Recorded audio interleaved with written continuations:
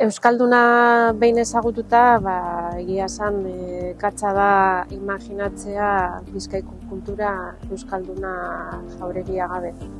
Euskalduna bezalako holtza bat izatea Bilbon eta Bizkaian, sortzaileentzako aukera paregabea da. Harrobi Dantza Vertikala konpainia bezala aurton hemen 2 emanaldi egingo ditugu eta guretzat ohore izugarria da holako leku batean dantzatu ahal izatea, baina bai uste dugu euskal sortzaileak aukera gehiago eduki beharko zituztela holako leku batean antzezteko eta beraien sorkuntzak aurkezteko.